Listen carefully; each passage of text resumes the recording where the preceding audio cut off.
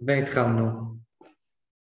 כן, אז כמו תמיד אני אומר מה מספר הפגישה הזאת, ולאור אורחים ומוניק דהן שתדבר היום, אני אגיד אולי שני משפטים נוספים.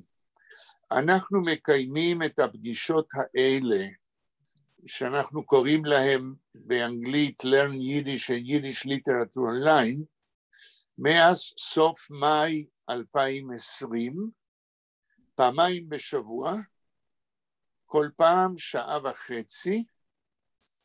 בזום. אני קורא לפגישות האלה פגישות אינטראקטיביות, והכוונה היא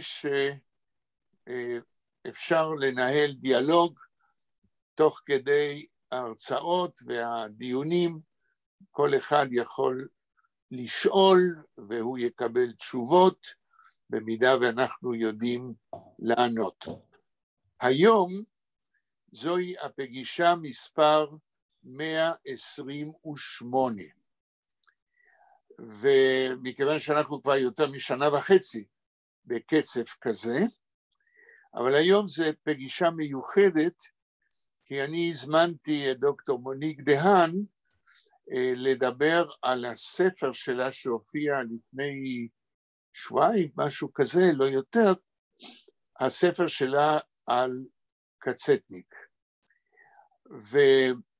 ואנחנו היום ניתן לה להציג את הספר. אני אולי עוד מעט אשאל שאלה ראשונה, והיתר מוניק תנהל את זה. אם יהיה לי עוד שאלה אחת, מקסימום 2, אני אשאל, גם אתם יכולים לשאול, לכן אנחנו קוראים לפגישות האלה פגישות אינטראקטיביות. ולמה הזמנתי הפעם את מוניק דהן? מכיוון שבפגישות האחרונות, נדמה לי שזה יהיה בפגישה מספר 115, לכבוד 20 שנה, לרגל 20 שנה של פטירת יחיאל דינור, הקדשנו את הפגישה ההיא, כן, לסיכום מה שאנחנו יודעים על החשיבות שלו כסופר על השואה, ואחר כך הקדשנו עוד כמה פגישות איפה שדיברנו עליו. אז מרוב שדיברנו בצורה לא מסודרת, חשבתי שמוניק, שפרסמה מה שזה כיום הספר היחיד במינו בעולם, שעוסק בשאלה, כן, הפסיידונים קצטניק, אני לא יודע, כן, יכול להיות שיש, אבל לא מכיר הרבה ספרים שהמחקר שבהם, בהיקף של קרוב ל400 עמודים, עוסק במהותו של פסיידונים ותפקידו, כן, ותוך ספרות מסוימת. אני חושב שהנושא הוא מרתק ומלמד, ואנחנו אולי אגיד 2 מילים על מוניק דהן, כדי שתדעו אם יש לכם עסק. מוניק היא מחנכת בכיתות גבוהות בבית ספר תיכון באשדוד, ובמסגרת הזאת וגם כמורה כמה וכמה שנים טובות בבית הספר התיכון, היא מלמדת את קצטניק, שזה כשלעצמו דבר נדיר. אינני מכיר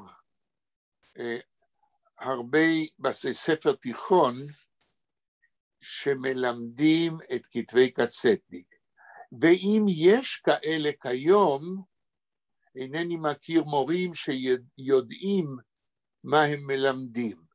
בעבר, בשנות ה-90 של המאה שעברה, הייתה מורה אחת שגם הייתה קצת עוזרת לקצטניק, שלימדה, מורה לתיכון שלימדה את הכתבים שלו, אבל, ופה אני אומר את השאלה ונותן למוניק לענות ולנהל את הפגישה.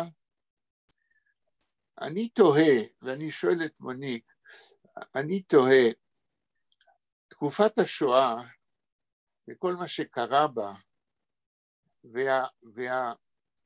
והרושם שהיא השאירה בהיסטוריה היהודית עד ימינו, לדעתי זה מאורע מספיק מזעזע וחשוב, כדי שאם יש סופרים שכתבו עליה, ועוד יותר אם הם היו ניצולי שואה, זאת אומרת שכותבים כעדים, אז לדעתי זה היה מובן מאליו שבמערכת החינוך במדינת ישראל יכניסו כתבים של החשובים שבהם,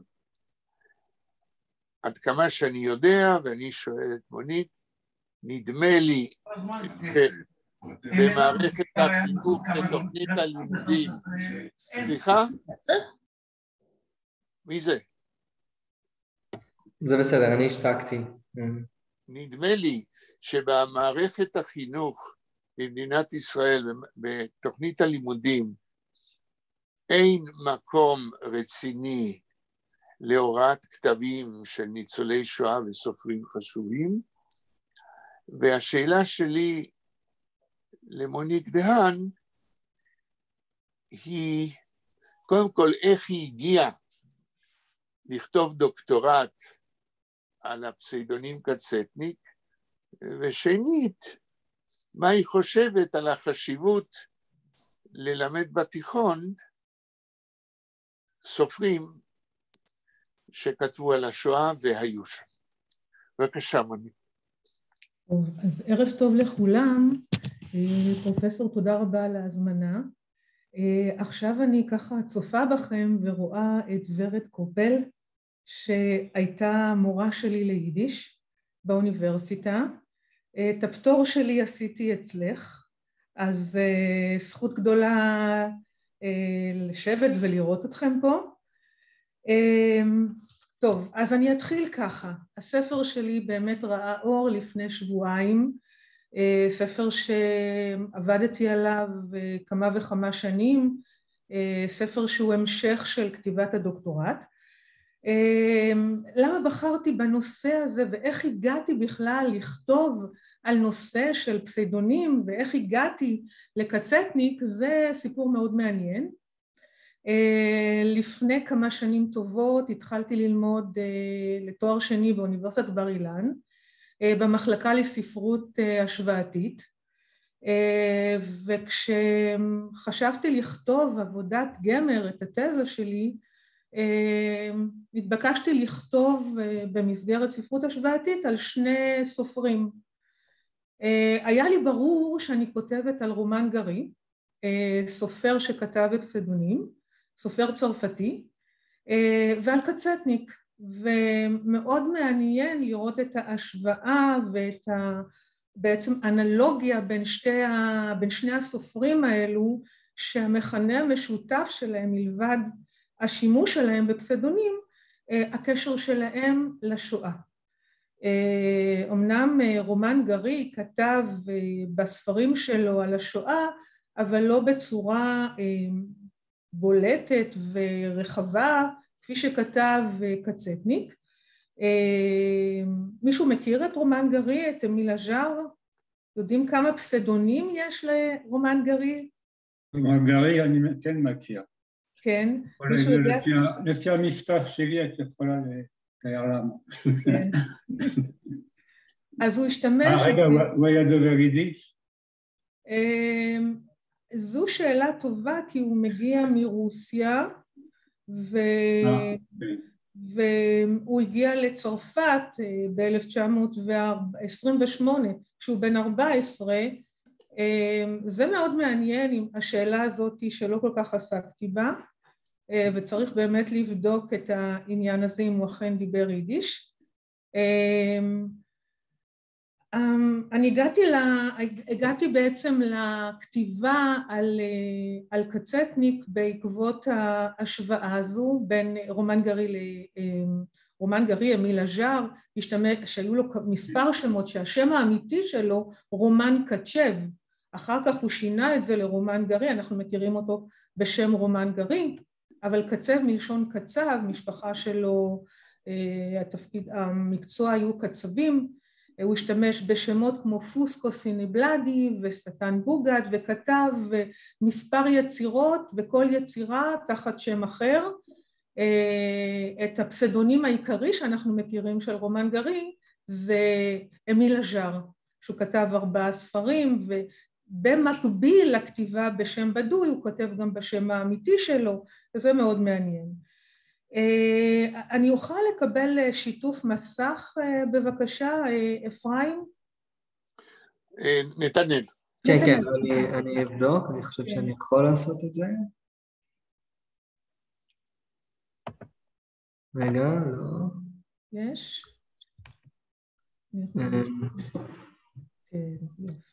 אוקיי, אני... בסדר? כן, הנה. טוב. אז אני אפתח ככה בספר שלי שראה אור כאמור לפני שבועיים, בהוצאת מפעל דוב סדן. הספר נקרא הפסדונים, קצטניק והאחר. אני ככה רוצה לשאול אתכם, מישהו יודע לתת ככה איזושהי הגדרה של המונח פסדונים? אני אשמח לשמוע מכם. שמת. שמת, אוקיי, אז נתנאל, אז עוד משהו, יש לכם עוד איזושהי הגדרה נוספת? שם ספרותי. שם ספרותי, שם בדוי, שם עת, נכון? אתם יכולים לתת לנו ככה מספר דוגמאות, מדוע סופרים משתמשים בשמות בדויים? למה סופרים בעצם משתמשים בשמות האלו? יש לכם איזה שהם רעיונות? להעביר מסר, לזייף את הזהות שלהם, כי הזהות שלהם אולי לא מקובלת בכל מיני קהלים. אם הם רוצים אולי לשנות פאזה במה שהם עושים, אז להשתמש בשם הזה בתור, נגיד אם עכשיו הוא מומחה לכתיבה בתחום מסוים, אז הוא עכשיו מחליף את הזהות שלו כדי להיות מומחה בתחום אחר. מעניין. נראה לי כל כותב יש לו את הסיבה שלו. אוקיי, יש עוד איזה שהם רעיונות? מעניין, יש עוד רעיונות? למה סופרים משתמשים בשמות בדויים?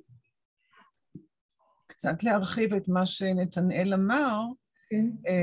היו סופרים שלמטרות פרנסה כתבו ספרות ברמה, ספרות שון שפורסמה בעיתונים, עיתוני יידיש, עיתונים בכלל, ולא היה נעים להם להופיע בשם כמו יצחק בשביס זינגר, אז הוא חתם בשם ורשבסקי, זו דוגמה אחת. יפה, יפה, יופי. אז בואו ננסה ככה להבין מה זה פסדונים ומה המקור של המונח פסדונים, ואחר כך נעבור קצת לקצטניק. אז אמרת נכון מאוד נתנאל, זה שם ספרותי, שם עת, תראו זה לקוח מצרפתית, ובעצם הפירוש האטימולוגי של המונח פסדונים זה שם שקרי. יש המון סיבות מדוע סופרים משתמשים בפסדונים, כמה עניינים של לברוח מהשלטון, דברים נוספים שאתם ככה תוך כדי כתיבה גיליתי שעד אמצע המאה ה-19, זאת אומרת עד 1850, רוב הכתיבה נכתבה, מרבית הספרים שנכתבו באירופה, בעיקר באנגליה ובצרפת, נכתבו תחת מעטה של שם בדוי. ואנחנו יודעים כאן על סופרים שהם סופרי שואה, שכתבו בפסדונים, כמו ז'אנה מרי או פול צלן, שכתבו תחת שם בדוי. אני אעבור פה ככה קצת לסופר עצמו, ואני קצת נדבר קצת על הסופר לפני שאנחנו ניכנס לתוך הספר, ואני אשמח מאוד שתעצרו ותשאלו אותי שאלות, כי אני יכולה לדבר על הספר הזה שעות. אני לא ציינתי בתחילת המפגש שלנו, אבל פרופסור שיינטוך ואני עובדים המון שעות ביחד. יש תקופות שאנחנו עובדים כמעט 12 שעות כשמדובר בחופשים, ואנחנו כותבים גם כן ביחד מאמרים על קצטניק. פרופסור שיינטוך קרא את הספר שלי והציע תיקונים מאוד מעניינים לספר, ואני פרופסור כאן, זה המקום להגיד לך תודה רבה על כל ההתעניינות והעזרה שאני מקבלת ממך, ואני מאוד מודה לך. אז אנחנו ככה נתחיל. על קצטניק, בעצם השם האמיתי של קצטניק הוא נולד תחת השם יחיאל פיינר. יחיאל פיינר, תכף אנחנו ככה נדבר עליו, טשטש את הפרטים שלו והשתמש בשם בדוי קצטניק. הוא מגיע לארץ ב-1945 לאחר המלחמה, בנובמבר 1945, ועד למשפט אייכמן הוא נמנע מלחשוף את הזהות האישית שלו בפני הציבור. הזהות האישית והציבורית שלו נחשפה רק במשפט אייכמן. למרות שעברו 20 שנה בעצם לאחר מותו, פרשת חייו של הסופר היא עדיין חידה ותעלומה. ואנחנו ככה בספר שלי ניסיתי קצת לפענח פרטים עלומים מחייו של קצטניק, של יחיאל פיינר, וחלק מהספר שלי מוקדש, הפרק הראשון של הספר מוקדש לחייו ויצירתו של קצטניק. אז קצטניק הוא יחיאל פיינר, הוא נולד בפולין בשנת 1909, לאברהם ואידסה פיינר. המסמכים המעטים שנמצאו אודות המשפחה, מתברר כי המשפחה שייכת לזרם החסידי, ופיינר הוא צאצא של הרבי מרדושיץ. זה סיפר לי בן דוד של קצטניק שנפגשתי עמו במהלך ראיונות שקיימתי. אני ככה פותחת סוגריים במאמר מוסגר, זה כשמתחילים לכתוב מחקר, זה מרתק ומעניין לאן מתגלגלים ולאן מגיעים במחקר, ואנשים שקשורים לקצטניק פנו אליי וגם אני פניתי לחלק מהם, ומרתק כל המידע שמתקבל כאשר מראיינים אנשים ומכניסים את זה לתוך מחקר. פרופסור שיינטוך העביר לי 23 צילומי תעודות לידה של משפחת פיינר, ומתוך הצילומים נתגלה כי לפיינר 3 אחים, ומראיון שהתקיים עדות של גיסתו של יחיאל פיינר, חיה איתה גולדבלום, היו לפיינר גם 2 אחיות, ואני כתבתי בתוך הספר על כל המערך המשפחתי, שזה מאוד מעניין, שמשהו חדש בתוך המחקר. פיינר למד כתלמיד במשפחה חסידית, למד בחדר עד גיל 12, ואז עבר לוורשה, וכבר שם התגלה בישיבה כעילוי. בשנות ה-20, ופה ככה אנחנו מתקשרים ליידיש, בשנות ה-20 המאוחרות הוא חובר לחבורה של סופרי יידיש מודרניים, שהשתייכה לזרם של אגודת ישראל, וכללה בתוכה את אלימלך שטייר ושמואל נדלר. החבורה הזאת היא מאוד הקסימה אותי. בידע העצום שהיה לחבורה הזאת בכל מה שקשור גם בהיבטים של ספרות יהודית ובמקורות היהודיים וגם בספרות כלל עולמית. תכף אני אראה לכם, שנייה, רגע, זהו, רגע, איך הולכים אחורה? שנייה, רגע, אני רוצה ללכת אחורה. שנייה, אוקיי, איך הולכים אחורה? טוב, רגע, שנייה, נלחץ לי. אני שנייה רגע רק בודקת משהו. רגע. זהו.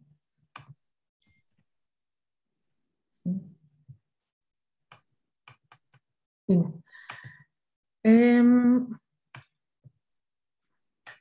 למה זה ככה?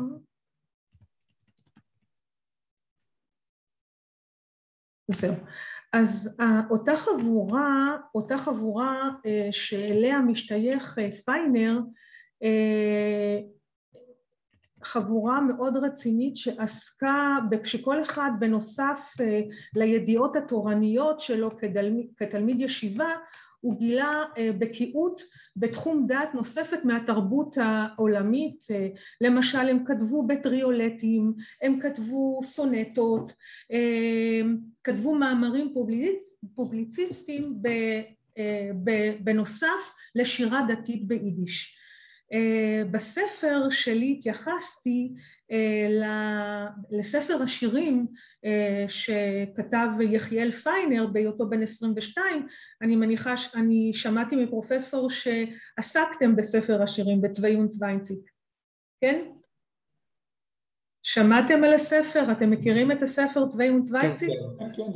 כן, נכון. מפרופסור שיינטוב, כן, נכון. כן, אז... קראנו את המאמר, אנחנו באמצע קריאת המאמר על המבוא לספר הזה. אוקיי, אז את ספר השירים צבי ונצוויינציק, בספר שלי מופיע ניתוח מאוד מעמיק על הספר הזה, שהוא בכלל ספר מרתק בפני עצמו, איך נכתב הספר הזה, לאן התגלגל הספר הזה לאורך השנים. בספר הזה, בספר השירים צבי ונצוויינציק, חקרתי וגיליתי כי יחיאל פיינר כתב בספר, ומופיעות בספר הזה סונטות, ומופיעים טריולטים, זה סגנון כתיבה שירה צרפתית, שמופיעה בכל שיר מופיעים 8 שורות, שזה דבר מאוד ככה חדש, ועד עתה סופרי יידיש לא כתבו בסגנון כזה. וכפי שכתבתי, בתקופה זו כתב פיינר את ספר השירים שלו, צבי ונצוויינציק. אני אחר כך, בהמשך אנחנו ככה נעסוק באחת היצירות שלו, בשירה שהוא כתב, אחד השירים, השיר שלו מצבה, שיר שנכתב ביידיש. פרופסור שיינטוך עזר לי בתרגום השיר, ואנחנו ככה ניכנס ונראה את הכתיבה ביידיש של יחיאל פיינר. יחיאל פיינר, כאמור, כמו שאתם יודעים, חי בסוסנוביץ', קהילת סגלמביה, שמרבית מאנשי הקהילה נרצחו. פיינר שוהה כ2.5 במספר גטאות, מחנות עבודה. הוא מגורש מסוסנוביץ' יחד עם כל יהודי העיר בגירוש הגדול ב-12 באוגוסט 1942. הוא שהה במספר מחנות לוויין, 2 מהמחנות הם סקראו ונידר ולדן, שהם מחנות שהיוו חלק מהקומפלקס של מחנות לוויין באושוויץ. פיינר, כן, מישהו רצה נידרוולדן, אני כמעט בטוח שיחיאל פיינר, שקצטניק אמר לה שהוא לא מחנה קיים, ושהוא התבלבל בשם שלו. נכון. אוכלוולדן יכול להיות שזה השם, כך כתב קצטניק. בכל מקרה יש דיון מאוד מאוד ככה מעניין, מדוע הוא משתמש בשם בדוי של המחנה. פיינר שוהה באושוויץ בירקנאו מאוגוסט 1943 עד לינואר 1945, עד השחרור, הוא משתחרר ב-1945, ועולה ארצה וכותב את הרומן העיקרי שלו, סלמנדרה. עכשיו, אני ככה משתפת אתכם בשיחה, ברעיון שהיה לי עם גברת מיה שרון. מיה שרון היא ילידת בוקובינה ברומניה, הגיעה לבוקרשט מיד עם תום המלחמה במרץ 1945, ולבוקרשט מגיע יחיאל פיינר, שמשתמש כבר בשם בדוי, בשם קארל צ'טינסקי, והם נפגשים שם, והוא מספר לה שהוא ניצול מחנה השמדה אושוויץ, ושהוא חושב כבר לכתוב רומן שמתאר את קורות הקהילה בסוסנוביץ', וכבר משתף אותה בחלק מהחלקים של כתיבת הרומן. הרומן נכתב כבר, לפי מה שאנחנו יודעים, לפני שהוא עולה ארצה, והוא מוסר את הרומן לאליהו גולדנברג, שהוא נמצא כבר בנופולי, באיטליה, ואליהו גולדנברג מקבל את הרומן ושואל אותו מה שם המחבר, וכאן נולד שמו הספרותי קצטניק. קצטניק, אתם יודעים מה המשמעות של המילה קצטניק, כן? של השם קצטניק, אני מבינה, כן? מישהו יכול ככה לשתף אותנו מה המשמעות של השם קצטניק? זה אסיר במחנה השמדה. אסיר במחנה ריכוז, שמספר טבוע על הזרוע שלו. קונטרציון זנטר. הקוף זה קונטרציון והזט זה זנטר. אסיר במחנה ריכוז שמספר טבוע על הזרוע שלו. בעצם מה שעושה כאן קצטניק, הוא משתמש בשם בדוי. זה לא השם האמיתי שלו, אבל זה גם שם קולקטיבי. זאת אומרת שהשם קצטניק הוא שם שכולל בתוכו את המשמעות של אסיר במחנה ריכוז, שמספר טבוע כאמור על זרועו. אז השם הזה בעצם הוא שם שכולל את כל הנרצחים בשואה, הם אלה שכתבו את הרומן, כולל אותו קצטניק, כולל הסופר עצמו, שהוא נכלל בתוך אותם 6 מיליונים. אנחנו אחר כך נדבר על העניין הזה שבאופן מטאפורי, קצטניק כאילו הורג את עצמו, הרי הוא לא יחיאל פיינר, הוא לא נקרא יותר יחיאל פיינר, הוא הופך להיות אחד מבין אותם קצטניקים שנרצחו בשואה, ורק כך הוא יכול לכתוב את הסיפור של אותם נרצחים. כן. אז כאמור, לאחר שהות של כמה חודשים בנפולי, קצטניק שעה בבית חולים והוא מתאושש ועולה ארצה. הוא הגיע לארץ כבר בשם הבדוי שלו, קארל צ'טינסקי. הוא מתחתן, מגיע לארץ ב-1945, בנובמבר 1945. ב-1946 הרומן שלו, סלמנדרה, מתפרסם. הרומן נכתב ביידיש ב-1945, והוא מתפרסם בעברית ב-1946. הוא מתחתן עם נינה אשרמן, צברית, שאותה אחר כך הוא מכניס כגיבורה של הרומן העימות. אחר כך נדבר קצת על 6 הרומנים של קצטניק.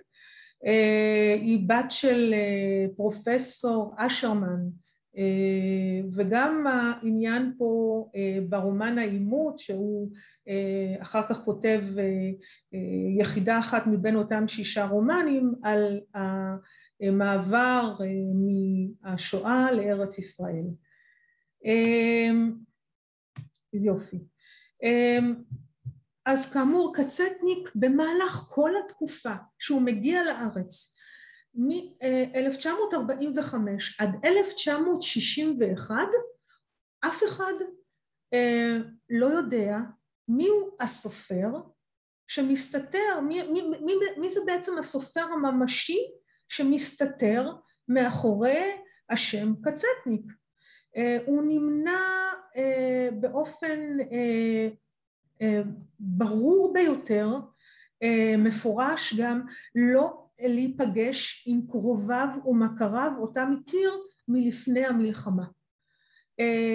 היו מספר סיפורים שקרוביו נפגשו איתו לאחר המלחמה וניסו לשוחח איתו, וקצטניק פשוט אמר בצורה מאוד ברורה, אינני מכיר אתכם, ולא רצה שאף אחד ידע מי הוא הסופר קצטניק, מי הדמות הממשית. הזהות שלו של קצטניק נחשפה לציבור הרחב במהלך משפט אייכמן. הלשכה 06 או יחידה 06 הייתה יחידה מיוחדת במשטרה שהכינה את הראיות לקראת משפט אייכמן, וקצטניק זומן לאותה יחידה וסיפר ב-15 סעיפים שאותם הוא מתכוון להעיד במהלך המשפט, ואותם 15 סעיפים הם הפכו אחר כך להיות פרקי הרומן סלמנדרה. אותו אירוע מכונן בתוך משפט אייכמן ב-1961, כאשר נשאל יחיאל דינור במהלך העדות שלו במשפט אייכמן, מדוע חסית בשם הספרותי קצטניק מר דינור, וכך הוא משיב. אגב, לא נתתי את הדעת, הוא משתמש בשם קרצ'טינסקי, בתעודת הנישואין שלו הוא מופיע תחת השם קרצ'טינסקי, נכון? אבל אחר כך הוא משנה את שמו ליחיאל דינור. דינור של אש, בסדר? בארמית.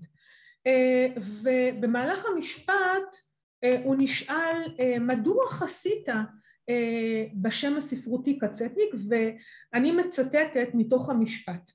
וכך הוא משיב, אין זה שם ספרותי, איני רואה עצמי כסופר הכותב דברי ספרות. זוהי קרוניקה מתוך הפלנטה של אושוויץ, הייתי שם בערך 2 שנים, אין הזמן מתואר שם כפי שהוא כאן על כדור הארץ. כל שבר רגע הולך שם על גלגלי זמן אחר, ולתושבי פלנטה זו לא היו שמות, לא היו להם הורים ולא היו להם ילדים. הם לא נולדו ולא הולידו, נשמו לפי חוקי טבע אחרים. הם לא חיו לפי החוקים של העולם כאן ולא מתו. השם שלהם היה המספר קצטניק. אני עדיין לא נולדתי בתקופה הזאת, אבל אירוע מכונן כזה של משפט אייכמן, שבו נחשף קצטניק לציבור הרחב, והנימוק שלו מדוע הוא משתמש בשם בדוי, כי מבחינתו לחשוף את זהותו הוא בעצם מפר את הנדר שהוא נשבע לנרצחים. הוא מפר את הנדר כדי שהוא יספר את הסיפור אודות קורות הנרצחים, מה שקרה ל6 המיליונים בשואה. הוא היה זקוק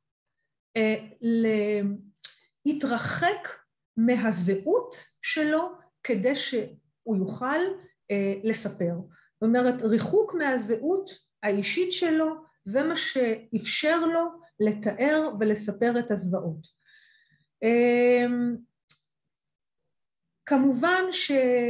כמובן שאנחנו מדברים על העדות של קצטניק ועל הביקורת שנכתבה על קצטניק, אבל עניין אחד שנכתב על קצטניק, קצטניק כפי שאתם יודעים מתעלף במהלך מתן העדות, ונשאלת השאלה למה דווקא אנחנו במהלך המשפט העדות של קצטניק נחקקה בזיכרון שלנו. למה אתם חושבים? למה העדות של קצטניק היא נחקקה בזיכרון שלנו ועלתה ככה ובעצם באמת נמצאת בתודעה שלנו? מישהו ככה יכול לתת איזשהו רעיון? אני קצת רמזתי כאן, כן? הוא היה סלב, הוא התעלף. סלב, אוקיי. לא, כאילו אני יודע אני קראתי שהדור הראשון של הדור השני אחרי השואה בשנות ה-60, ה-50, וגם מההתחלה, מה-47, הוא היה מראשוני הכותבים שכתבו על השואה, ובין הפופולריים שבהם, עד כדי כך שלימדו אותו בבתי ספר, הרבה מאוד שנים, אז חוץ מזה, איך אתה עושה גם... אני אהבתי את המינוח סלב, זה מאוד ככה מצא חן בעיניי, התובנות של הדור הצעיר היום, אוקיי, מה עוד? יכול להיות, בגלל שהוא פגש אישית את אדולף אייכמן, כאשר הוא קיבל את הניירות של הונדורס ונכנס אייכמן לחדר וקרא את הניירות האלה לחתיכות, כלומר זה לא רק עד, הוא עד שפגש אישית את אדולף אייכמן, והמשפט היה בעצם משפט אישי נגד אדולף אייכמן, אולי גם לזה יש השפעה מסוימת. מעניין מאוד מה שאתה אומר, תזכיר לי שם? יאיר, זה מאוד מעניין מה שאתה אומר על המפגש של קצטניק עם אייכמן, הוא נפגש איתו פעמיים עם קצטניק. אוקיי, יש עוד איזושהי מחשבה? למה דווקא העדות של קצטניק נחקקה בתודעה של הציבור בישראל?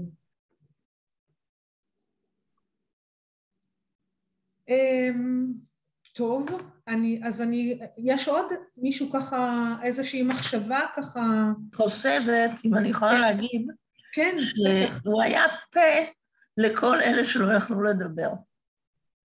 אוקיי, תודה, נכון. אני רוצה ככה להתייחס להתעלפות של קצטניק. קצטניק במהלך המשפט מתעלף. ומה שמאוד ככה מעניין להבין לכתוב ספרות שואה. בסדר? קצטניק כותב כבר ב-1945. קצטניק אמרת, נתנאל, שהוא היה בין הסופרים הראשונים שכתבו מיד בתום המלחמה, לכתוב רומן שבו מתארים את קורות היהודים, את הזוועות. היה צריך למצוא מילים כדי לתאר את הזוועות האלו. והיה קושי מאוד גדול. אהרון אפלפלד, בספר שלו, מסע בגוף ראשון, הוא אומר שהיה צריך להמציא מילים חדשות. כי המילים לתאר אירוע כל כך טראומטי, עדיין לא הומצאו המילים. קצטניק משתתף במשפט אייכמן, הוא עד במשפט אייכמן. היה צריך לתאר את האירועים ולהנגיש את האירועים במילים.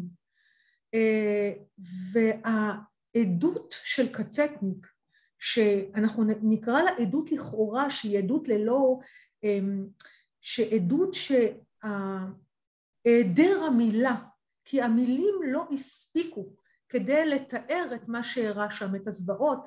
לכן ההתעלפות, הגוף הוא זה שממחיש את האירועים, ולכן המשפט, לכן ההתעלפות של קצטניק במהלך המשפט היא זו שממחישה את האירועים שהמילים לא יכלו לתאר אותם. אז ההתעלפות של קצטניק היה לה תפקיד מאוד מאוד מאוד משמעותי, הוא לא התכוון, אבל בעצם זה מה שתפס, כי המילים לא היו מספיק, לא הספיקו כדי לתאר את מה שהיה שם. אוקיי, אז זה, דיברנו קצת על המשפט, ואני אעבור לעוד עניין. יופי. נדבר קצת על השיר מצבה, אלא אם כן יש לכם שאלות ואתם מוזמנים בשמחה לשאול, כי יש המון המון עניינים ואני רוצה ככה לתת לכם טעימות מתוך הספר. בסדר? אפשר להתקדם? כן? טוב. אז אני רוצה קצת לדבר על הכתיבה של קצטניק וככה להיכנס קצת ליידיש. ב-1928 כותב קצטניק שיר קינה על מות אמו שנפטרה בגיל, כשהוא ב-1928 קצטניק בן 19. והוא כותב שיר קינה, נכון פרופסור, אני לא טועה, הוא בן 19. כן. ב-1909, כן. כן, הוא כותב שיר קינה על מות אמו שנפטרה, ומתוך השיר הזה, שתכף אנחנו ככה נדבר עליו, מתוך השיר הזה אנחנו יכולים לדלות פרטים נוספים על דמותו של קצטניק. אני ככה אשתף אתכם, במהלך כתיבת הדוקטורט שלי, אמרתי לכם שנפגשתי עם אנשים מאוד מאוד מעניינים, וגיליתי גם חומרים על קצטניק שנמצאים בעיתונות יידיש, ואחד מהשירים הללו שגם פרופסור שיינטוך לפני שגיליתי הוא כבר עסק בשיר הזה מצבה, ויש עוד שירים נוספים שזוהי, אני יודעת לומר לכם שזוהי העבודה, הספר השני שפרופסור שיינטוך ואני כותבים ביחד, ספר שעוסק בכתיבתו הספרותית של קצטניק בין שתי מלחמות העולם, כתיבתו הספרותית ביידיש, שאנחנו כבר התחלנו לכתוב חלקים מהספר, והשיר מצבה ייכלל בתוך הספר הזה. השיר כאמור, כפי שאמרתי לכם, הוא שיר שנכתב למות אמו, ואני אבקש מוורד קופל אם את תוכלי לקרוא את השיר ביידיש, יש לנו פה את התרגום. איפה ורד? כן. יופי, כן. אלגיה. Lilienkranz auf dem frischen Käfer von mein erst verstorbener Mutter. Alichtele, a Flemele zindig, jetzt noch a verloschener Neshome ob, durch mir und öfter nicht. Ist sie gefallen zum Obgrind, Arob, sie hat ganze Deures durchgelebt, Gott weiß, wie viel Alies bis Possel seinen mit der Zeit gewohnt die Ries.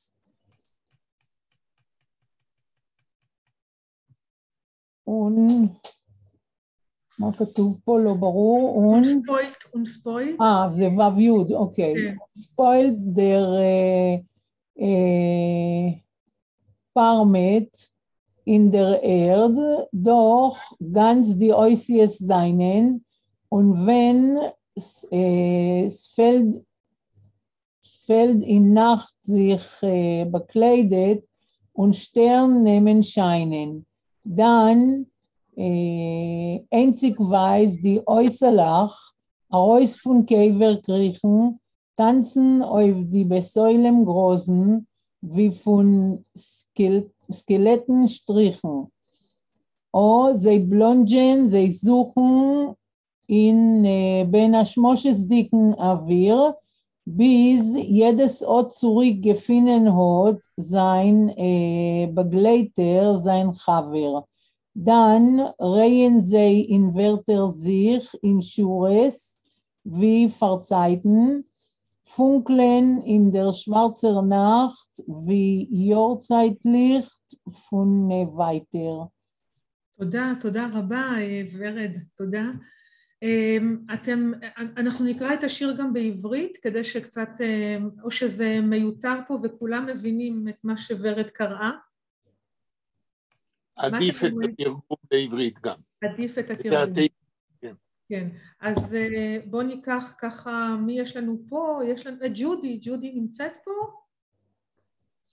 ג'ודי? אני פה. את פה.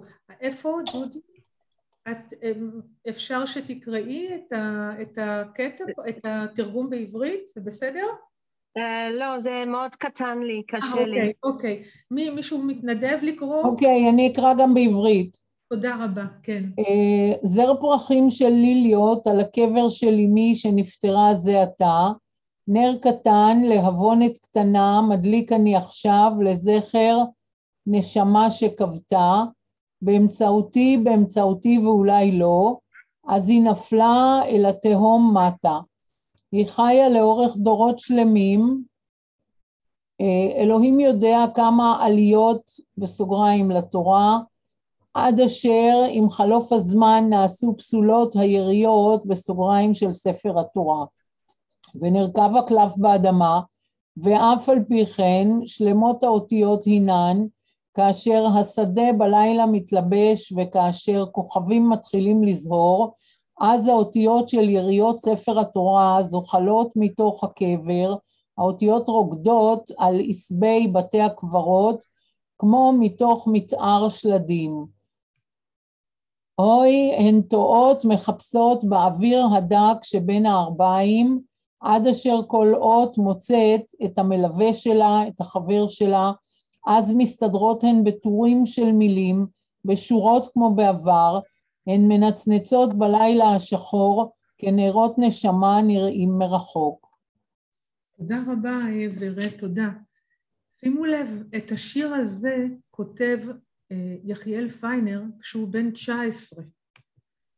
כשהוא בן 19 בלבד, ותראו את הסגנון הכתיבה של בחור צעיר, תלמיד ישיבה. אני לא דיברתי איתכם על ישיבת חכמי לובלין, אבל זה אולי לא המקום והזמן, אבל רק שתבינו, בחור בן 19 שכותב שירה מאוד מנומקת, שיר קינה על מות אמו. כן. מי תרגם את השיר? פרופסור שיינטוך תרגם את השיר. כן. התרגום רשום פה למעלה, כתב השיר הוא מופיע ביידיש כפי שהוא מופיע בעיתון. השיר מופיע באחד העיתונים, שבסוסנוביץ', משם נלקח השיר, חשוון תרפ"ט, אנחנו נמצאים ב-1928, בסוף שנת 1928, פרופסור שיינטוך תרגם את השיר. מתוך השיר הזה, שאנחנו ככה מנסים לקבל איזשהם פרטים אוטוביוגרפיים על יחיאל פיינר, שבמשך השנים עמל רבות כדי לטשטש את הזהות שלו, והשיר הזה עוסק במות אמו, ובעיקר במקום ובתפקיד שלהם בתוך המשפחה. אז אני אשתף אתכם קצת בניתוח של שיר, כי יש עוד כמה וכמה שירים שאנחנו לא ניגע בהם היום, אבל הם מופיעים בתוך הספר. איפה השיר עצמו? או נעלם לי, אוי זה לא טוב. רגע, נעלם, היה לי פה שיר. טוב, אז זה נעלם לי, והיו לי פה עוד כמה עניינים, אז הם נעלמו לי. ולמה זה נעלם? רגע, זה לא היה אמור להיעלם לי, יש לי פה עוד כמה עניינים שהכנסתי, תכף נראה למה זה נעלם. לא, אז זה יצא מפה. טוב, אני אנסה ככה, לא יודעת למה זה נעלם לי, חבל. אז, טוב, רק רגע, שנייה. השיר, כפי שאתם רואים, הוא משקף אופי של קינה, והשיר עוסק באמו שנפטרה זה עתה, כן? הכותרת המשנה של השיר זה שיר תוגה על אמי שנפטרה זה עתה. השיר הזה מלמד על הרצון של הבן להנציח ולזכור את דמותה של אמו, אף על פי שאמו נפטרה וגופה נרכב באדמה, הרוח שלהם עדיין חיה. המשורר מדמה את אמו, את הרוח שלהם לאותיות ספר התורה.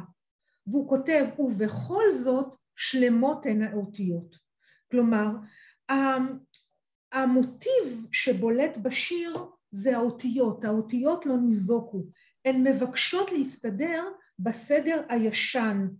כלומר, המשורר כאן, פיינר, משווה בין האם שמתה לבין האותיות שכתובות על הקלף. האם, החומר, הגוף של האם אומנם נרכב, אבל רוח הדברים שהוא מתאר את האם הוא לא מתקלה. כך גם האם שנקברה זה עתה, היא העניקה מבחינתו את ההמשכיות לדורות הבאים, והאותיות בשיר, מה שמעניין, שהן משמשות כמצבה. האותיות הן התחליף של הגוף. האותיות הן הסימן שזוכר את הגוף, והן זוכרות את דמות האם. מה שמאוד מעניין, בתוך השיר, שהאותיות מחליפות את השם. הן מחיות את האם המתה בזיכרון העבר. הוא מתייחס כאן לכמה עניינים מאוד חשובים בתוך הספר שלו, בתוך השיר, ואחד האמצעים הפואטיים שמשמשים בתוך השיר, האמצעי הפואטי זה המטאפורה. כלומר, הוא משתמש במטאפורה של אותיות ספר התורה. מאותיות התורה בנוי גם שם האם. כלומר, המחבר, יש לנו שמו של אדם שעובר לאורך הדורות, וכאן המחבר מזכיר את אמו, והיא מגלמת את ההמשכיות היהודית. אחר כך הוא מדבר על העליות של התורה. המטרה של העליות זה להמחיש את הזמן, שהוא נמדד במספר העליות לתורה. עברו שבועות רבים, ורק אלוהים יודע כמה זמן חלף. והעניין השלישי שהוא מתייחס אליו, זה יריעות ספר התורה. זה החומר שנרכב עם הזמן, והיריעות הופכות פסולות. הוא מרמז באמירה הזאת כבר בתוך השיר, ושימו לב, הוא כבר תלמיד ישיבה בן 19, הוא מרמז על ירידת הדורות. כלומר, במובן של התרחקות, במידת הקרבה לאל, על הקדושה של החיים שמתפוררת. מדבריו של פיינר בתוך השיר, מה שמאוד מעניין, עולה כי האותיות הן בתוקף. התורה כשלעצמה לא איבדה מעוצמתה, אלא הוא רק הכלי, אלא היריעות זה הכלי הוא שנפגם. היריעות הקלף נפגמו, אבל התורה לא נפגמה. זאת אומרת,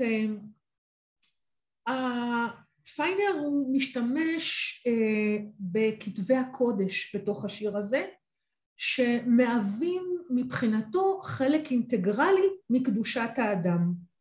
הוא מתייחס לעניין קדוש, ושם האם קדוש, ואותיות שמה כתובות בספר קדוש. אנחנו רואים שבכתיבה הזאת, בכתיבת השיר, פיינר משלב מסורת תלמודית, ואין מסורת של שירה מודרנית, של שירה חילונית, ומהבחינה הזאת פיינר הקדים את עצמו. נעלמו לי פה עוד כמה שקופיות, אני קצת אשתף אתכם בעניינים נוסף, בעצם במה עוסק הספר. הספר שלי מחולק ל3 פרקים. הפרק הראשון עוסק בחייו וביצירתו של יחיאל פיינר, קצטניק. הפרק השני עוסק בתיאוריות שעוסקות בניתוח פסיידונים, תיאוריות שעוסקות בשם ובשם הבדוי.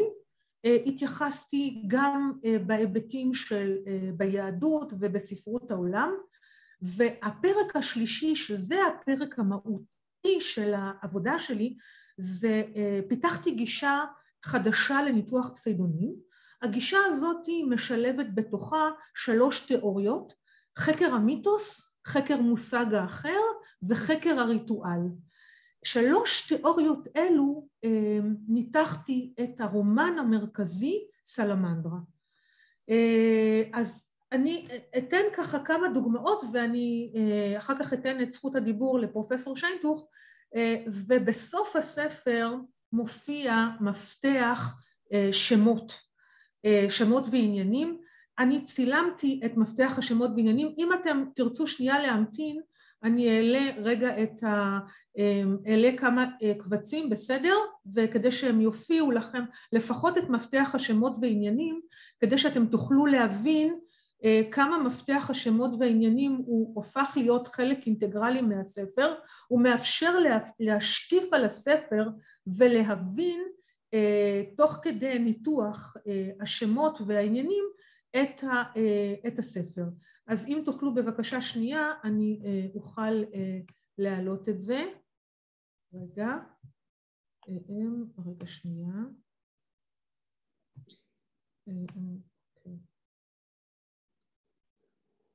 כן, עד שמוניק תעלה את המפתח, אני רוצה להגיד שבספר שלה, שמלווה במפתח שמות ועניינים רלוונטיים למחקר, יש חידוש מסוים, מכיוון שהמפתח הוא, כשמו כן הוא מפתח לכל הספר. אני תמיד אוהב להתחיל לקרוא ספר מהמפתח, במידה ויש. מכיוון שאז רואים מהם השמות והעניינים הרלוונטיים לפי העמודים שבהם הם מופיעים. אוקיי. אולי פרופסור, אני אתייחס אולי לשלוש התיאוריות, רק ככה באיזושהי נגיעה קטנה, ואני אשמח ככה להדגים את זה על הרומן סלמנדרה, איך הדגמתי את התיאוריות. אז אולי, רגע שנייה, אני מנסה, זה הפרק השני, רגע שנייה, יופי, רגע. זה לא, כנראה שזה נעלם לי מתוך המצגת עצמה. אוקיי, יופי. אחד העניינים של סופרי יידיש שמאוד ככה, אוקיי, זהו.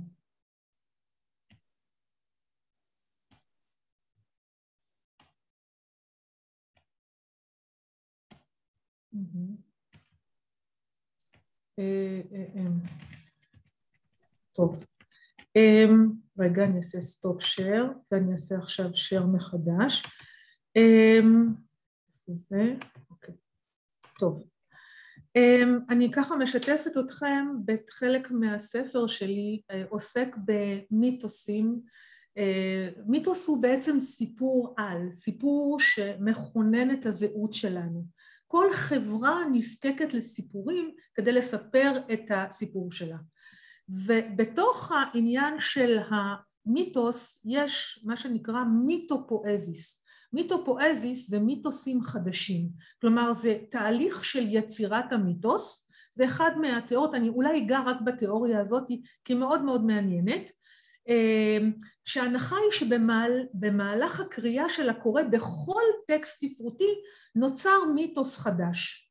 ולמה זה חשוב לדיון שלנו?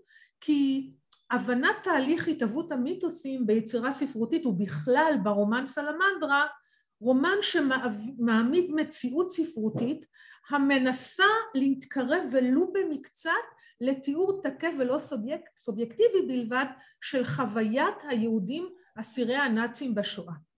ואני רוצה ככה להמחיש קצת איזשהו עניין על רומן סלמנדרה ולקשר אותו לאחד מסופרי יידיש. בסדר, אז רק שנייה, אני מיד רוצה לראות איפה הוא נמצא, רגע, בסדר, באמת שבאתי מוכנה וזה קפץ, אוקיי, רגע שנייה, זה עמוד, רגע, אם לא אז נוותר על זה,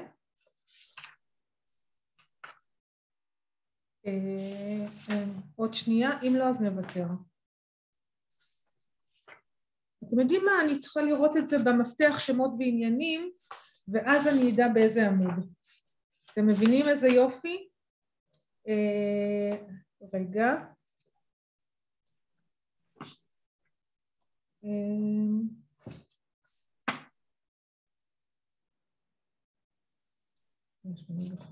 יופי. מצאתי.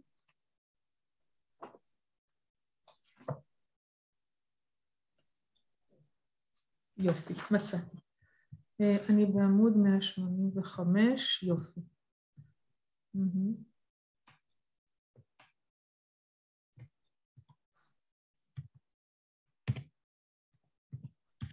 טוב. יש לנו בתוך בריאת השמות, יש לנו עניין שאני השתמשתי סופר יידיש, סופר יידי, שנקרא בשם אליעזר שיקמן. פרופסור, אנחנו ככה נדבר קצת על אליעזר שיקמן, או שמה אתה אומר? בבקשה, מה שאת חושבת ישרת את מה שאת רוצה להביא אליו. אוקיי.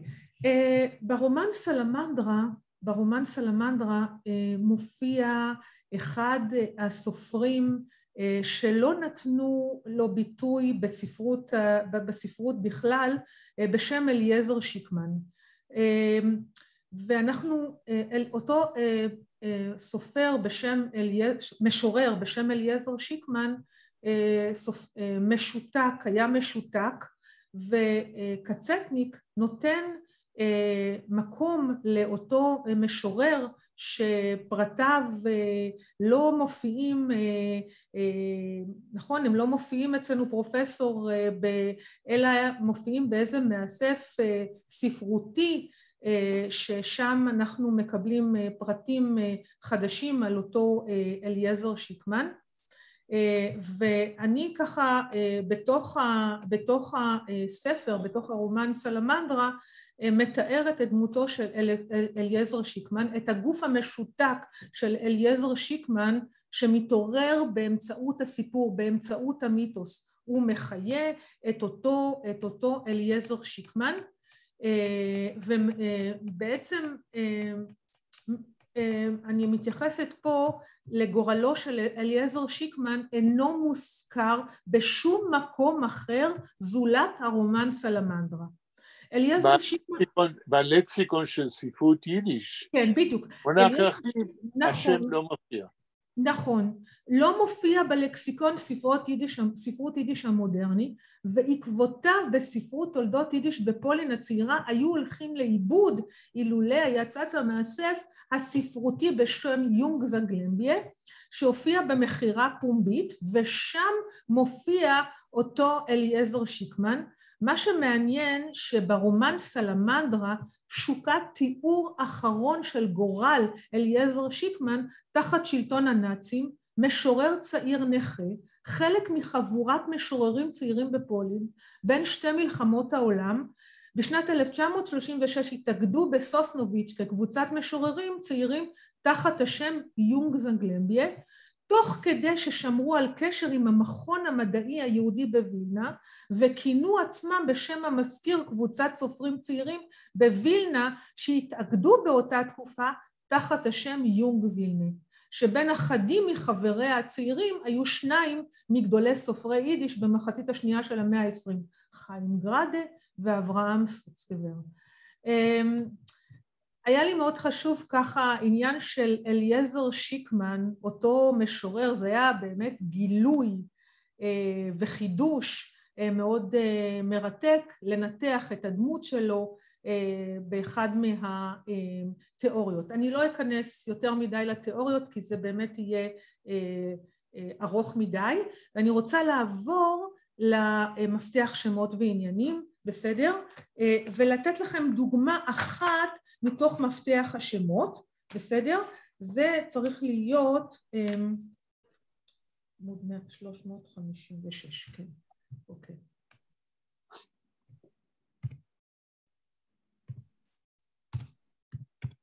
אוקיי.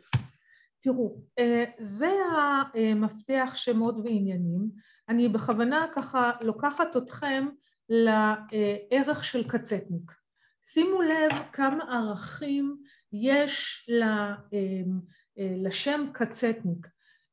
הפואטיקה שלו, חייו ויצירתו, כינוי של אסיר במחנה ריכוז, כתיבתו הריאליסטית, כתיבתו לאחר מלחמת העולם השנייה, כתיבתו על השואה, מניפסט ספרותי, משמעות השם קצטניק ותפקודו, עדות ספרותית, עדותו במשפט אייכמן, עדותו במשטרת ישראל, קצטניק כשם מגי, קצטניק שם קולקטיבי. זאת אומרת, כשאנחנו בוחנים את מפתח השמות והעניינים בתוך הספר, ניתן להבין את המשמעות שהספר חותר אליו, את המשמעות של השמות, את המשמעות של המקומות שאנחנו מכניסים לתוך הספר. זהו בעיקרון, ככה נתתי איזושהי סקירה מאוד מאוד ככה נגיעה קטנה בתוך הספר, ואני אתן לך פרופסור את רשות הדיבור. כן, כמה זמן בלה יש לנו? 25 דקות. אוקיי, אולי אני אשאל קודם כל עוד שאלה את מוניק דהאן, כמי שנמצא במקום שאף אחד מאיתנו לא נמצא, היא יכולה להעיד ולענות על שאלה כזאת שאותי היא מטרידה מאוד.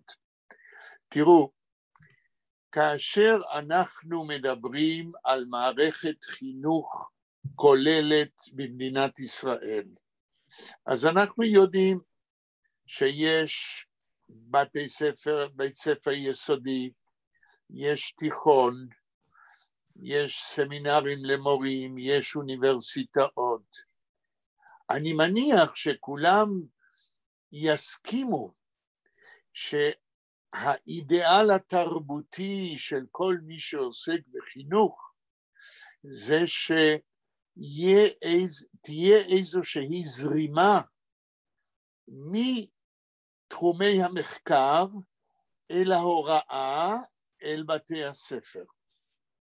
במקרה שלנו, הרי נעשה מחקר על קצטניק ב-20 השנים האחרונות, הגענו עם המחקר הזה להשפיע על מורה בבית ספר תיכון, שכתבה גם עבודת גמר וגם דוקטורט, זוהי מוניק דהאן. אני לא מכיר אף מורה אחר במערכת החינוך מחוץ לאוניברסיטה שעסק בזה, ואז ההרגשה שלי היא שאחד המאורעות המרכזיים בתולדות עם ישראל במאה ה-20, ששינה את ההיסטוריה היהודית להרבה דורות קדימה, לא נלמד מאז סוף מלחמת העולם השנייה ועד ימינו,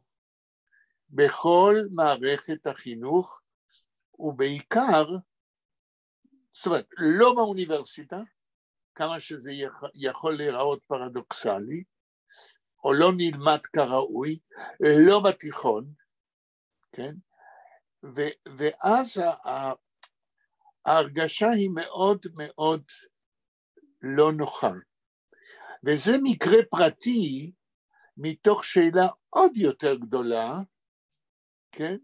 שאם אנחנו, כמו שאני נוהג תמיד להגיד, נתפוס 10 יהודים ברחובות ירושלים או ברחובות תל אביב, ולא ניתן להם לזוז, ונשאל אותם כשהם צמודים אל הקיר ולא יכולים לברוח, האם בגטאות ומחנות אסירי היטלר כתבו? ומה כתבו? התשובה כנראה תהיה, לא כתבו, מה, רצחו אותם, מאיפה יכלו? מה, היו רעבים, מה פתאום כתבו? או לא יודעים. אם אני צודק, הרי שמצבנו מבחינת מערכת החינוך והתודעה היהודית ההיסטורית בימינו בארץ די לקויה. ואז אני שואל את מוניק דהן, מה את יכולה להגיד, האם מה שאני אומר כאן בכאב רב, האם אני צודק ומה אפשר לעשות? אתה צודק, לצערנו אתה צודק, אבל לאט לאט מתחילים להתעורר. אני אשתף מה שקורה בבית ספרנו, אני מלמדת בתיכון באשדוד, תלמידי מגמת ספרות מורחב 5 יחידות, ניגשים ביחידה אחת שהיא יחידת ספרות שואה. יש לנו מבחר יצירות שאנחנו יכולים לבחור, רומנים, סיפורים קצרים, שירים, ואנחנו, אני כמורה שמלמדת במגמה, בחרתי ללמד את קצטניק, וזה כבר השנה השלישית שאנחנו מלמדים בבית הספר את קצטניק. נפתחה אצלנו השנה מגמת שואה. תלמידים שניגשים ל5 יחידות במורחב שואה, ולאט לאט הנושא הזה ככה חודר שוב לתוך המודעות. הייתה איזושהי תחושה של איזשהו רפיון, איזושהי הזנחה של לימוד הנושא, ועכשיו אני חושבת שקצת מתחילים שוב להתעורר ומלמדים מחדש, בנימוקים שזה נורא קשה, רגשית, תלמידים לא יכולים להכיל את זה, למה לעסוק בספרות כזו, יש יצירות אחרות, ועכשיו אני חושבת שלפחות אצלנו בית הספר המגמה היא באמת לחזור וללמד את התלמידים, כי הבורות בנושא היא כל כך גדולה. היא גדולה בצורה שזה, אני חושבת שזה דבר נורא שתלמידים לא יכירו מונחים בסיסיים שקשורים בהיסטוריה שלנו. מה שמאוד מעניין שתלמידים נוסעים למסע פולין, יש הכנה מאוד מאוד אינטנסיבית במשך מספר חודשים לקראת המסע הזה, ותלמידים אצלנו בבית הספר, כשהם לא במגמה, שהם לא במגמת ספרות מורחב 5 יחידות, כי הרי ב2 יחידות הרגילות לא מלמדים ספרות שואה. אנחנו כן מלמדים תוך כדי כאשר אנחנו מגיעים לתקופה כמו יום השואה הבינלאומי או יום השואה במדינת ישראל, אז אנחנו מתחילים, אז מלמדים כמה יצירות ושוב עוסקים בחומרים האחרים. אז מה שרציתי לומר, העניין של המסע לפולין הוא דבר שאני חושבת שהוא מצוין ככה להכניס את החבר'ה האלה לתובנות וללימוד של חומרים, שמה שמעניין, מה שקרה עם הכיתה שליוויתי אותה לפולין, כיתה שלמדה את סלמנדרה, כשהגענו לפולין, לאושוויץ, אז תלמידים התחילו לדבר על היצירה סלמנדרה, ולשאול שאלות, רגע, אז קצטניק כתב ביצירה על מקום כזה וכזה, על ביטן כזה וכזה, אז איפה זה היה? וניסו ככה לקשר בין החלק הספרותי לחלק ההיסטורי שלנו, החלק שאנחנו נמצאים בו, זה מאוד מעניין. אין ספק שהנושא של לימוד שואה ושל ספרות שואה צריך לעודד את הלימוד ולחזור חזרה ללימוד. סלמנדרה נלמד רק בשנים האחרונות, כפי שאמרת פרופסור, בשנות ה-90 קצטניק בעצמו הוציא מהדורה של ספרים שהם בהיקף מצומצם מבחינת מספרי העמודים שלהם, במטרה להנגיש את הכתיבה לקהל הקוראים, לנו, לקוראים הצעירים יותר, והוא חילק את זה בבתי ספר, ואכן לימדו בשנות ה-90, עבר פרק זמן לא מבוטל שלא לימדו את סלמנדרה, שוב בהתנצחויות ובוויכוחים שהספר הוא מאוד מאוד קשה, ויש שם תיאורים שהם תיאורים ברוטליים ומאוד קשים לתלמידים, ועכשיו לאט לאט אנחנו מחזירים את הלמידה ברומן. יכולה לשאול שאלה? כן. את תוכלי לתאר בקצרה את מה שהתלמידים לומדים במגמת שואה? פשוט אותי לפחות מאוד מעניין. אני עשיתי 2 יחידות היסטוריה של בחמד וזהו בערך, והלימוד שואה שם היה מאוד לא פרופורציונלי באזורים כאלה ולא פרופורציונלי באזורים אחרים, ואני לפחות מי שקצת בקיא, זה מאוד מאוד צרם לי גם בתור תלמיד. אז אני אשמח אם תוכלי לתאר מה לומדים במגמה של 5 יחידות שכל כולה מוקדשת רק לנושא השואה. מגמת שואה זו לא מגמה שאני מלמדת, אבל היא נלמדת בהיבטים היסטוריים, בעיקר בהיבטים היסטוריים, פחות בהיבטים ספרותיים, יותר בעניינים עובדתיים, פחות במגמת מורחב ספרות, יש יחידה אחת שמוקדשת, יחידה שלמה שמקדישים אותה ללימוד ספרות שואה, שהיא כוללת רומן, כוללת סיפורים קצרים ושירים. והרומן המרכזי, או יש אפשרות בחירה בין פרימו לוי, שזהו אדם, לסלמנדרה של קצטניק. שנים לימדו את פרימו לוי, ועכשיו אנחנו מחזירים את סלמנדרה. כן. כן. טוב, זה הרגע שתוכלי לשאול את מוניק אם יש לכם שאלות. רציתי לשאול את התייחסותך לזה שלימים הוא שינה את דעתו בעניין הפלנטה האחרת, והוא אמר זו הפלנטה שלנו והיטלר הוא ילד שנולד וגדל בגן ילדים כמו כולם, והמפלצות זה אנחנו, זה הפלנטה שלנו. כן, זה טוב. אי אפשר היה לגעת בכל, אבל העניין של הפלנטה האחרת, תראו, הפלנטה האחרת זה שם נרדף לפלנטת אושוויץ. כלומר, זה מטבע לשון שיוצר את התפיסה של מה שאירע שם, לא התרחש על פני כדור הארץ.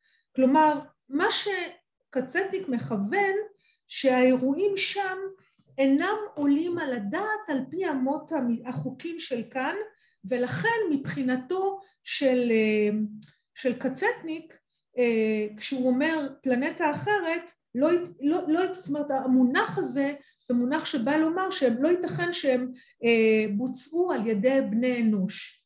והמונח פלנטה אחרת הופיע כבר, אנחנו מדברים על משפט אייכמן, נכון? אבל הוא הופיע כבר במהדורת 1946 של סלמנדרה. יש פרק שנקרא ביאור היהודים, והוא מתייחס שם כבר הפלנטה המופלאה הזאת שקרואה אושוויץ, ככה הוא מכנה את זה בסלמנדרה ב-1946. עכשיו, במשפט אייכמן וגם בקוריקולום ויטה של קצטניק שהוא כותב, הוא מעלה שאלות על הפלנטה האחרת, ובעצם כשהעניין של הפלנטה האחרת מבחינתו, כפי שאמרתי, הם לא יכול להיות שהדברים שהראו נעשו על ידי בני אנוש מבחינתו של קצטניק. כלומר, אחר כך קצטניק מתבטא בראיון שהוא נותן לרם עברון, והוא משנה את דעתו מן הקצה לקצה, והוא אומר שאת הפלנטה האחרת יצר האדם. כלומר, האדם יצר את אושוויץ, וברגע שאתה אומר פלנטה אחרת, אתה אומר שזה היה השטן או שזה היה אלוהים, זוהי בריחה, הוא אומר. ובידינו הדבר להתעורר ולצאת מתוך הזעקה הזאת. בעצם הוא משנה את דעתו מן הקצה לקצה, קצטניק. הוא בעצם אומר שאנחנו נוטלים פה אחריות על עצמנו.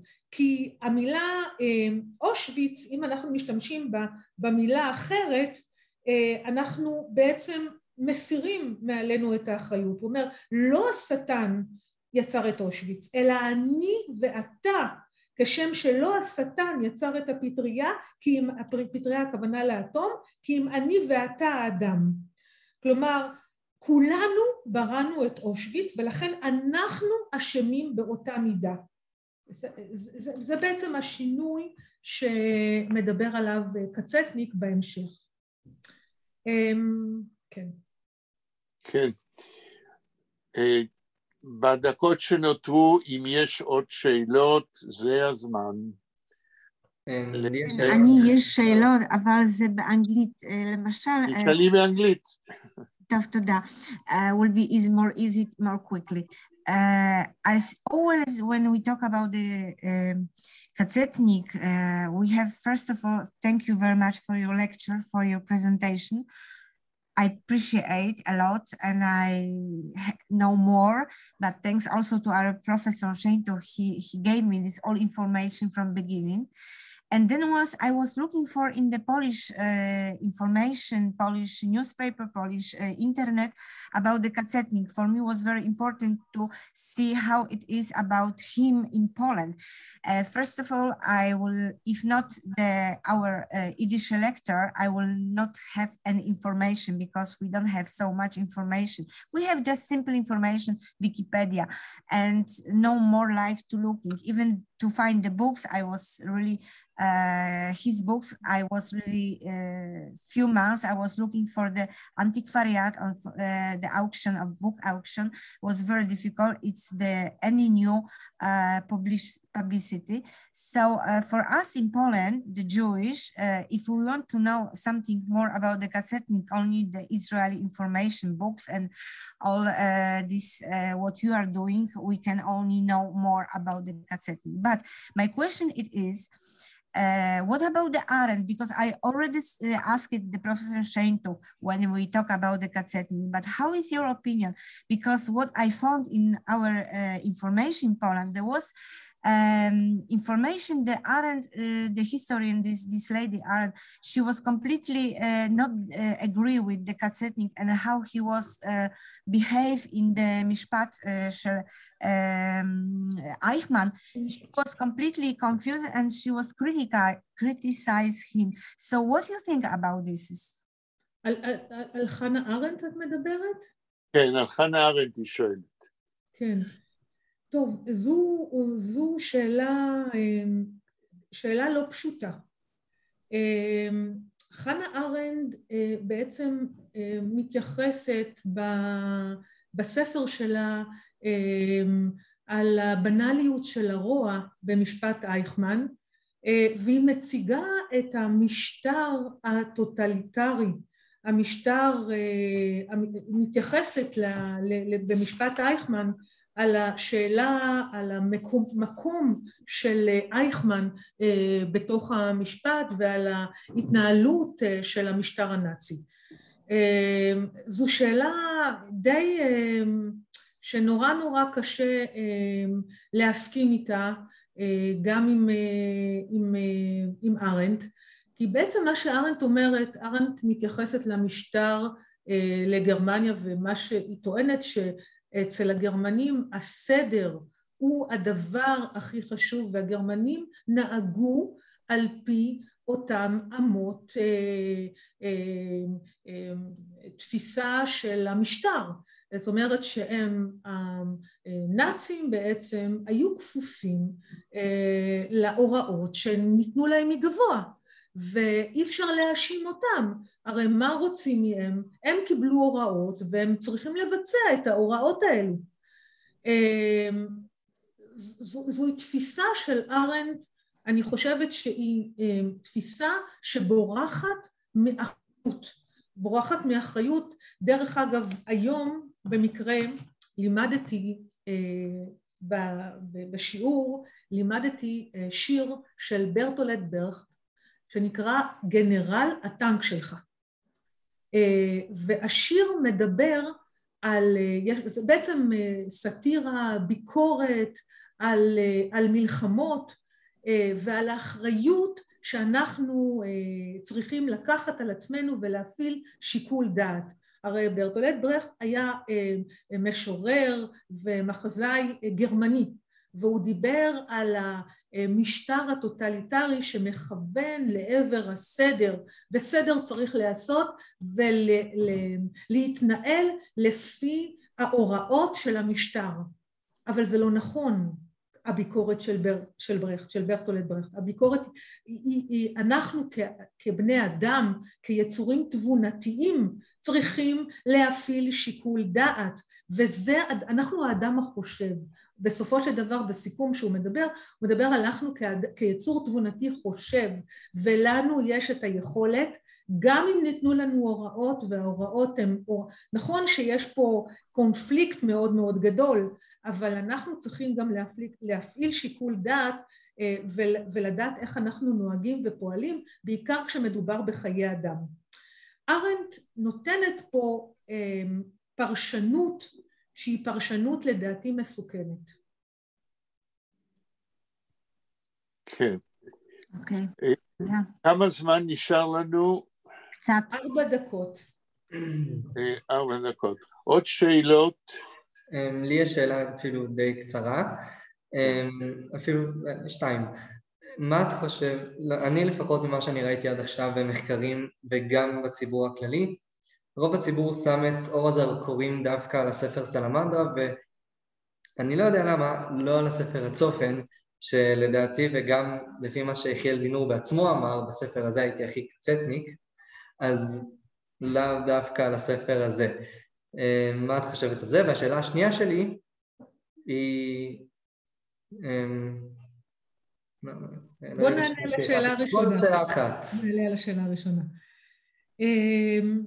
נכון שבשנים האחרונות, פרופסור אולי תסכים איתי, סלמנדרה אין ספק שזוהי היצירה המרכזית של קצתניק, והיא מאגדת בתוכה 6 רומנים. זאת אומרת, נקראת סלמנדרה, כרוניקה של משפחה יהודית במאה ה-20, זוהי היצירה המרכזית, ומאגדת בתוכה את הרומן עצמו, את סלמנדרה, את בית הבובות, את פיפל, את השעון, 2 ספרים שהם נכתבו לאחר השואה, זאת אומרת, אותם 4 רומנים ראשונים נכתבו על תקופת השואה, וה2 רומנים האחרונים, העימות וצופן אדמה, נכתבו כאשר הוא מדבר על ארץ ישראל, כשהוא נמצא כבר בארץ ישראל.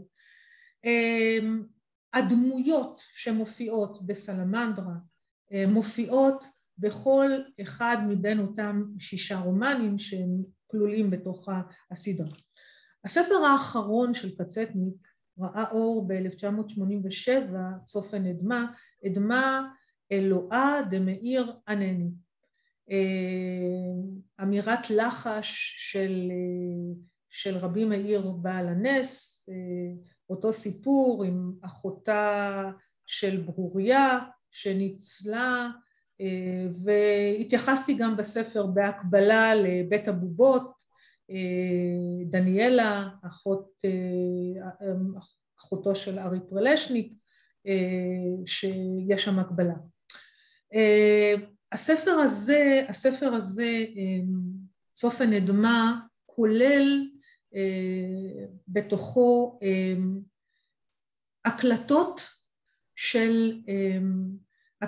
של טיפול שעבר קצטניק ב-LSD, וההקלטות הללו אחר כך חלקן נכתבו בתוך הספר עם תובנות של קצטניק. השילוב הזה של השם ושל הכאן, של מה שהיה שם ומה שכאן ומה קורה לו לאחר השואה, זה ספר שככה תופס לו תאוצה ועדים בחברה שלנו. אני עדיין חושבת שהרומן סלמנדרה, כי רומן שאני עוסקת בו הרבה, הוא הרומן המרכזי ביותר, והוא הרומן החשוב ביותר של קצטניק. קראת את הרומן סלמנדרה? צריך לקרוא אותו. ודאי, קראתי את כל 6.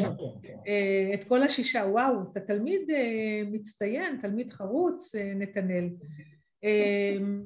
הספר הזה, יש בו מרכיבים מאוד מאוד בולטים של אלמנטים מהיהדות, של התפיסה המאוחרת שלו גם כן לגבי אותה פלנטה אחרת, ולכן הוא גם תופס מקום ככה בולט בתוך גם הספר נכתב בצורה מיוחדת, הוא הקלטות של טיפולים, טיפול ב-LSD, שזה מאוד מיוחד.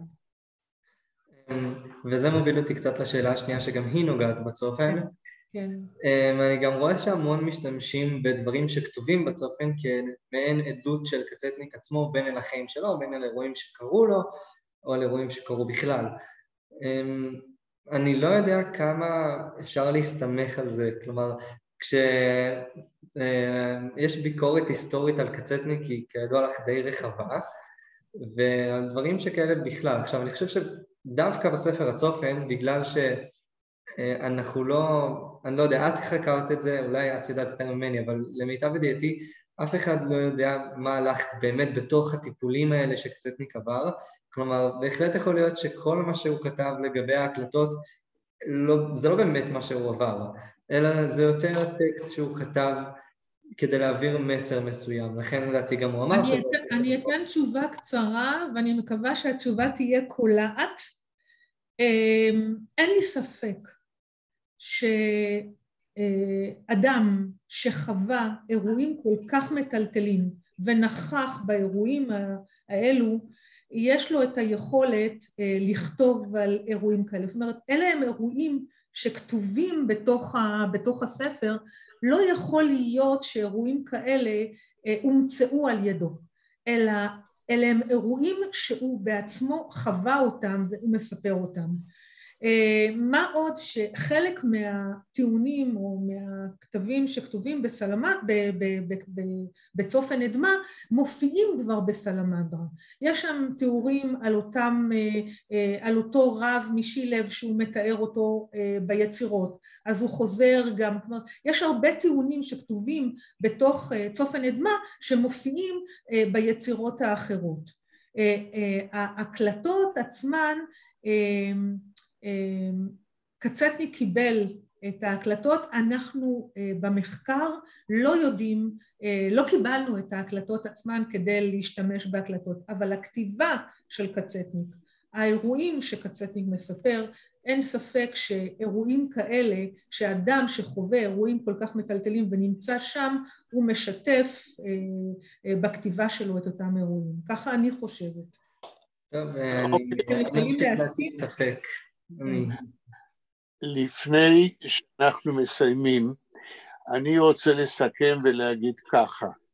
קודם כל אנחנו מודים למוניק, אני חושב שכל אחד מאיתנו התרשם, איך שהוא התרשם ממה שהיא סיפרה, אבל אני מקווה שזה מעורר עניין לראות את הספר שלה ולקרוא בו, אבל הדבר הכי חשוב כדי לסכם היום את הפגישה הוא שתהיו מוכנים בחצי השנה הבאה, כן? עד יום השואה בשנה הבאה, יש ויהיו כל מיני אירועים שראוי להתייחס אליהם, לראות אותם ולקרוא בהם, שקשורים לקצטניק. אני אזכיר אולי 3. אחד זה הספר של מוניק דהאן, עם המפתח. אני פריק של מפתחות, כמו שאני תמיד אומר. אני חושב שהמפתח הוא מפתח חשוב לכל מה שמוניק עשתה. המאמר שאנחנו באמצע קריאתו, מדוע יחיאל דינור שרף את ספר השירים שלו מ-1931, אנחנו באמצע הקריאה, ואני מניח שבפעם הבאה שניפגש נמשיך בקריאתו. הסרט שאסף לפיד, ומוניק הייתה יכולה לספר על זה, אבל נגמר לנו הזמן, אסף לפיד שהוא גם מרצה לקולנוע בסם שפיגל בבית הספר, הסרט הזה יוקרן כנראה ביום השואה בשנה הבאה, ואני מניח ששלושת האירועים האלה ועוד כמה מסביב ייתנו לצופה או לנו כאנשים שנחשפים לדבר שקרה ושאנחנו לא היינו בו, הם ייתנו לנו אולי יותר ידיעה מוסמכת על מה שקצטניק, מה משמעותו לחקר השואה. אני רוצה להוסיף משפט. אני תרגמתי בשבועיים האחרונים את השירים מ-1931 עבור אסף לפיד. יפה מאוד, יפה מאוד. אז זה ודאי ייכנס לתוך הסרט. כנראה, כן. כן, תרגמתי מיידיש לעברית. כן, או מבחר, מכיוון שהסרט הרי יש לו זמן קצוב, ואני יודע שאסף לפיד ראיין המון אנשים, ותמיד אתם יודעים כשעושים סרט, אז מצלמים הרבה יותר שעות ממה שאחר כך בעריכה יוצא. אז נראה מה הוא יעשה, נקווה שהוא יכניס את התרגומים שלך לתוך הסרט. טוב, אני מודה לכם, והיום זה יום חמישי, יום שני הבא, אנחנו נפגשים שוב ב17:45 כדי לקשקש ולהמשיך בעניין שלנו של יידיש אונליין, ונקרא את המשך המאמר, מדוע קצטניק, מדוע יחיאל פיינר, כן, שרף את ספר השירים שלו. מוניק, תודה רבה, ושגוייך. מוניק, את תוכלי להעביר אליי שוב את ההנהלה של הזום, כדי שאני אוכל לעצור את הסרטון? מוניק, שמחתי לראות אותך, ואני אשמח גם לקבל את המאמר הזה שאתם קוראים. בטח, בשמחה. המאמר הזה יודפס תוך כמה שבועות בכתב העת ידע עם, שמופיע בארץ מאז 1948. תוך 2-3 המאמר יודפס בנוסח ערוך בגיליון הבא של ידע עם. אוקיי, זה המאמר שאתם קוראים עכשיו בפגישות שלכם? בדיוק. אוקיי, תודה. תודה רבה. תודה רבה. תודה לכולם. ערב טוב. אני שמחה שמבר אילן הצטרפתם. תודה לך. ביי. דוקטור מוניקה, תוכלי להעביר אליי את ההנהלה של הסרט? אני השארתי לך, אז רגע, איך אני עושה את זה?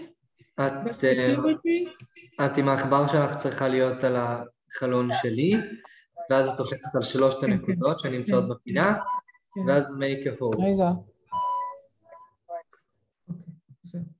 כן, השארתי אותך. אוקיי, תודה רבה.